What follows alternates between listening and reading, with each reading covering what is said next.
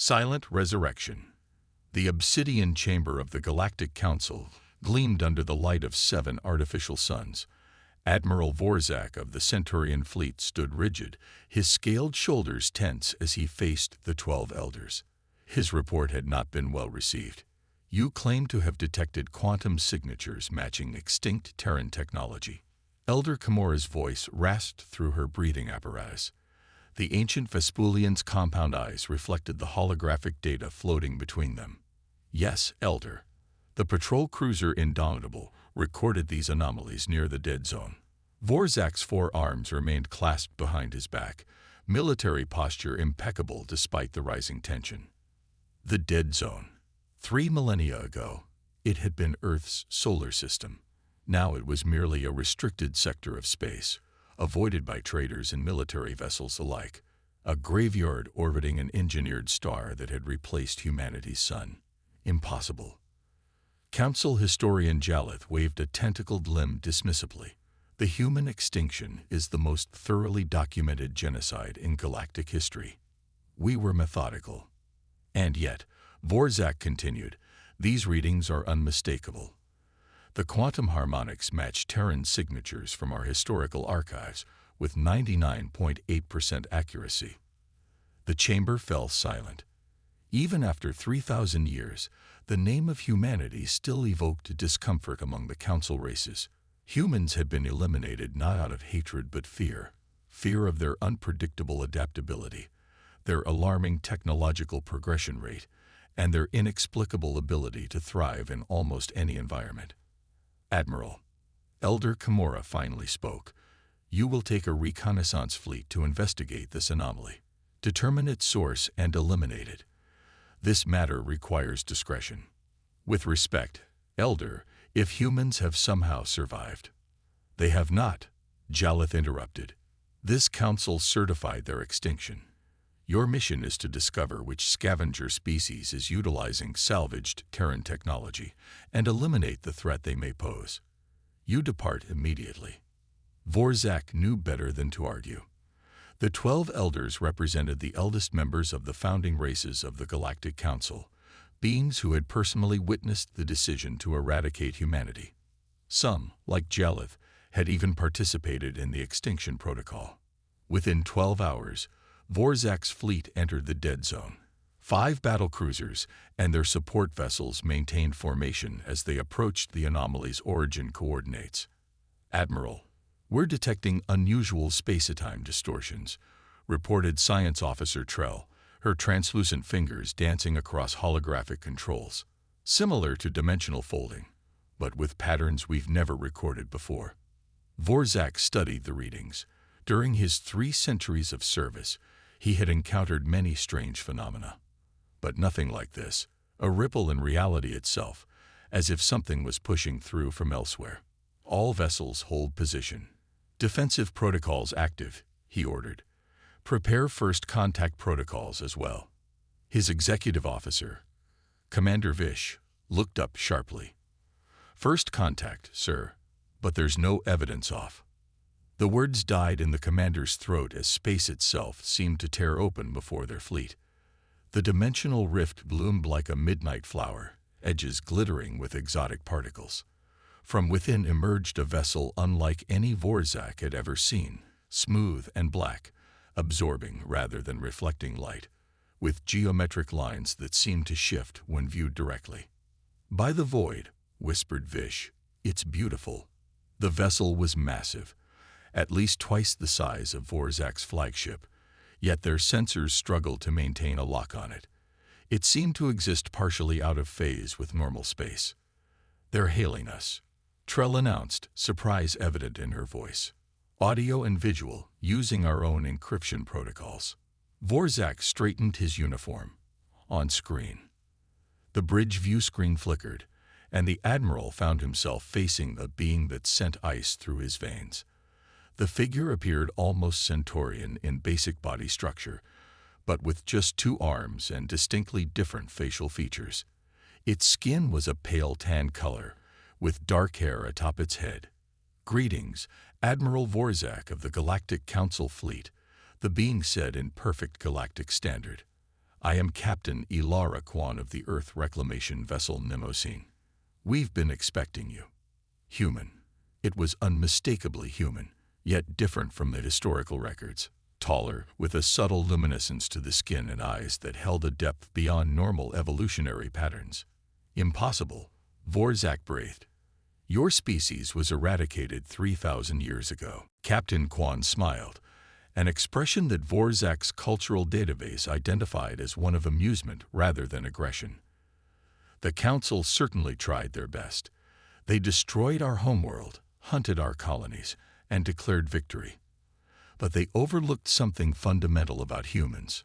Admiral. She leaned forward slightly. We are very, very difficult to kill completely. How? It was the only question Vorzak could formulate. When the extinction order came, most of humanity was indeed slaughtered.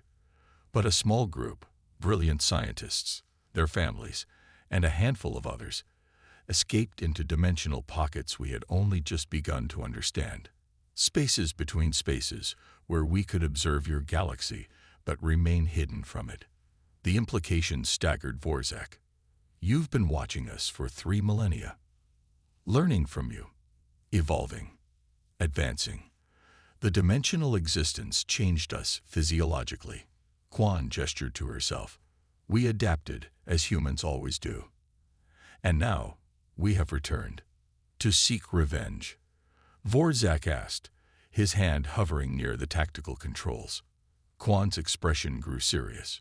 If revenge had been our goal, Admiral, your civilization would already be ash. No, we've returned for justice, and perhaps coexistence, if your council is wiser than its predecessors. From behind Captain Kwan, more humans appeared, each slightly different, showcasing 3,000 years of evolutionary divergence. Some had eyes that glowed faintly with bioluminescence. Others possessed skin with subtle patterns that seemed to shift with their emotions.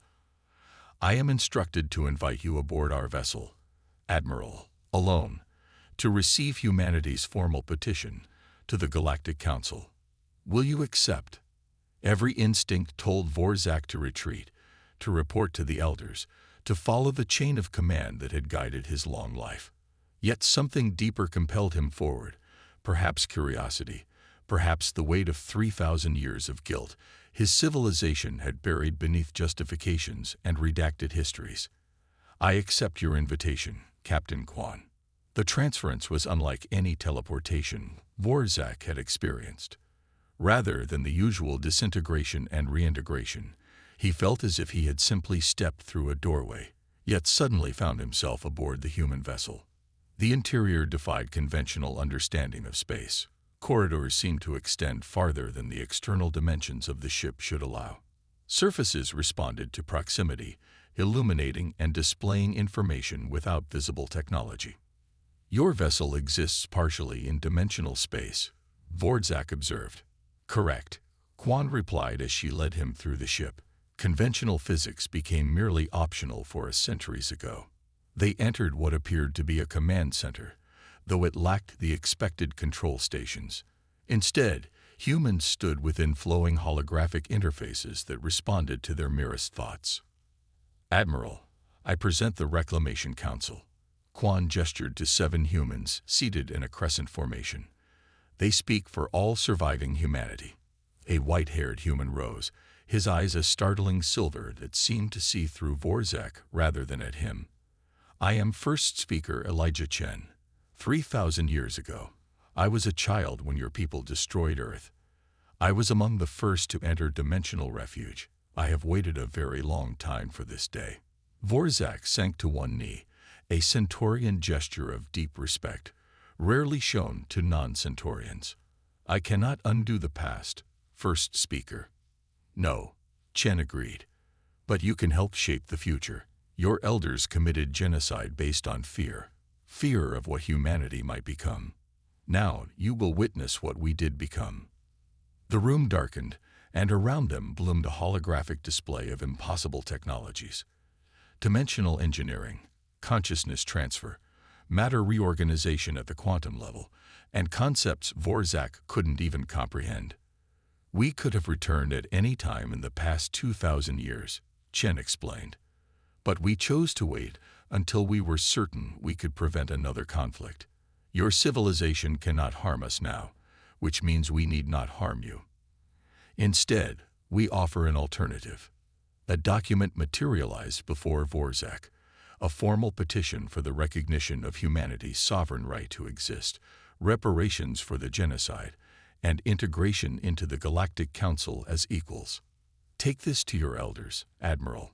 Tell them humanity has returned, not for vengeance, but for justice. They have 30 days to respond before we present ourselves directly to all species of the galaxy with the truth of what happened 3 millennia ago. As Vorzak departed the human vessel, he knew the galaxy would never be the same. The creatures his people had feared enough to destroy had returned, transformed by dimensional existence into something far beyond what anyone could have imagined. The ghosts of the past had returned, and they were ghosts no longer. Reckoning and Renaissance. The Grand Chamber of the Galactic Council had never been so full. Representatives from all 217 member species crowded the tiered seating, their murmurs creating a constant undercurrent of tension. At the center of the chamber, the 12 elders sat in their elevated thrones, facing the empty petitioners' days. Admiral Vorzak stood at attention to the side, his scaled skin flushed dark with stress. 29 days had passed since his encounter with the humans.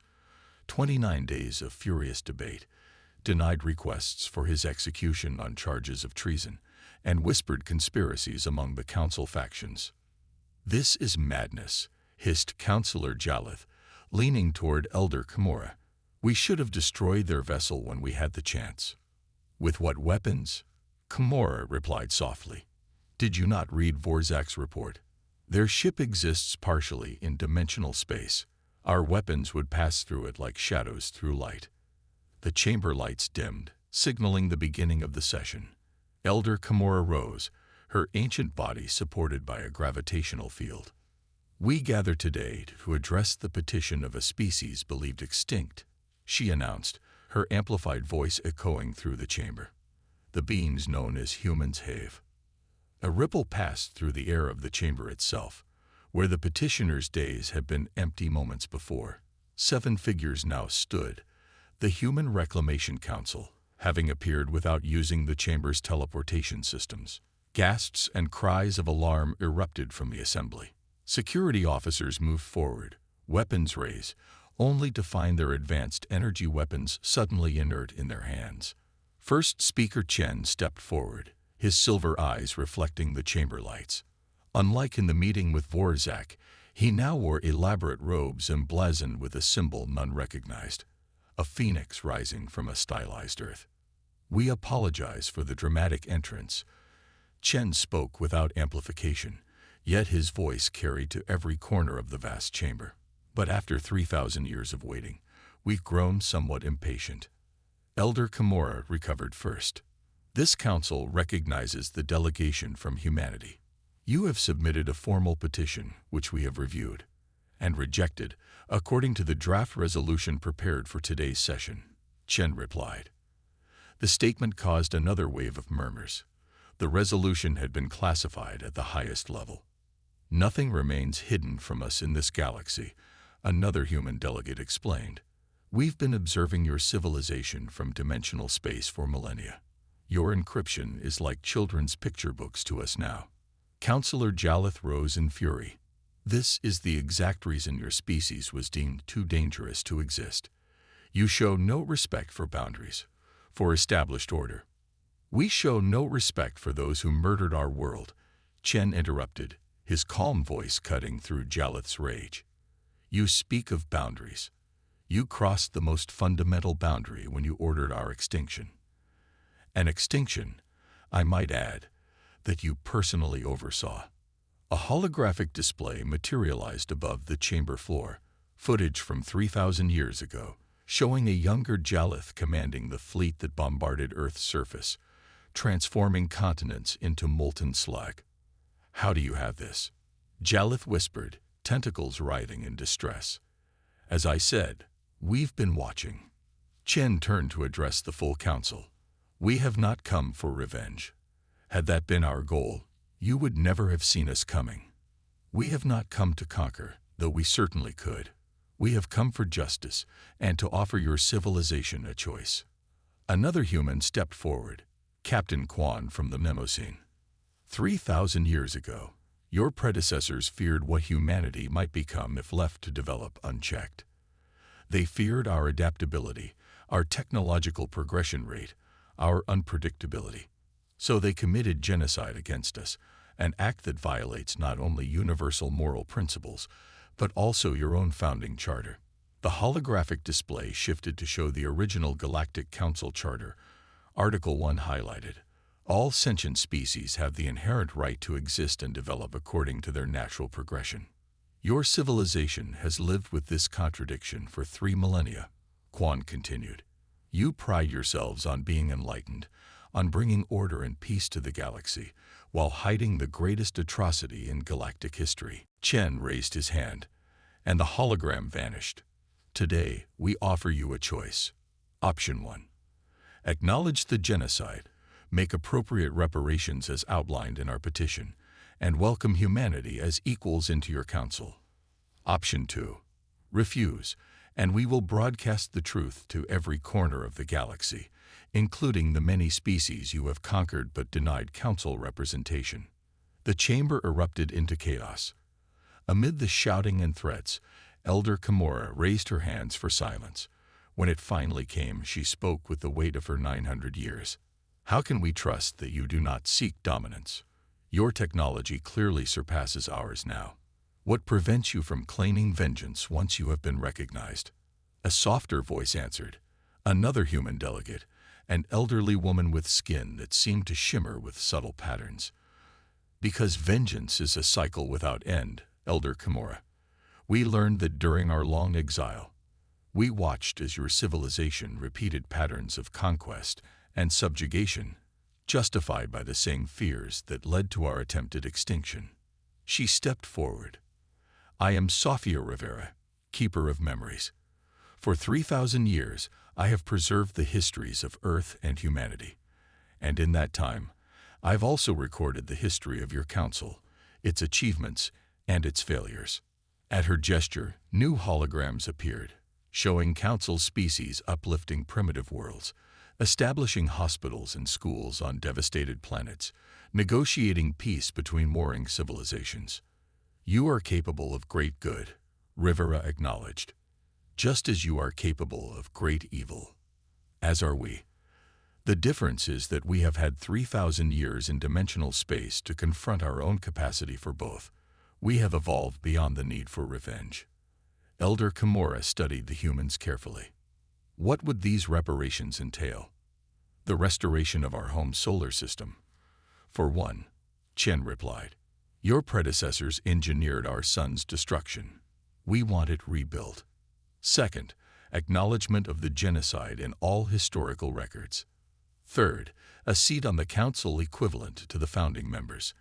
And finally, the trial of those directly responsible for ordering and executing the genocide who still live. All eyes turned to Councillor Jalith, who seemed to shrink in his seat. You would execute the guilty? Kimura asked. No, Chen shook his head. We do not seek death. Those found guilty would undergo a memory reconciliation, experiencing the deaths they caused from the victim's perspective, a punishment fitting the crime. The chamber fell silent as the implications settled over the assembly. Finally, Admiral Vorzak stepped forward unexpectedly. Elders, representatives of the council, he addressed the chamber, I have witnessed humanity's technology firsthand. If they wished us harm, this conversation would not be happening. I believe their petition should be granted, not out of fear, but because it is just. Over the next several hours, the council deliberated while the human delegation waited patiently. When the vote finally came, it was not unanimous, but the result was clear. The petition would be granted. As the session concluded, Chen approached Elder Kimura privately. There is one thing we left out of our petition, he said quietly. Something you should know. What would that be, first speaker? We are not the only species your predecessors attempted to eradicate. During our time in dimensional space, we encountered others, refugees from your council's fear of the unknown. We have brought them back with us." Kamora's breathing apparatus hissed as she processed this revelation. How many? 7 species, each thought extinct for millennia, each with their own petition to come. Chen's silver eyes seemed to look beyond the present moment. "This is only the beginning of your reckoning, Elder, but it is also the beginning of something greater, a true galactic community based on respect rather than fear." As the human delegation prepared to depart, Captain Quan joined Vorzak at the chamber's edge. "Your intervention was unexpected, Admiral." Vorzak's 4 arms made a gesture of humble acknowledgement. "In our historical archives, there is a human phrase that has puzzled scholars for centuries. Perhaps you can explain its meaning." "What phrase is that?" "The arc of the moral universe is long, but it bends toward justice." Quan smiled, the expression warming her luminescent features. "It means that no matter how long it takes, justice eventually prevails. It took 3,000 years, but today proves the truth of those words." As humanity took its place among the galactic community, a new era began, one shaped not by fear of differences, but by the recognition that the greatest strength comes from diversity, adaptability, and the courage to face the shadows of the past. The ghosts had returned, and in their return they brought not the vengeance that was feared, but the justice that was needed.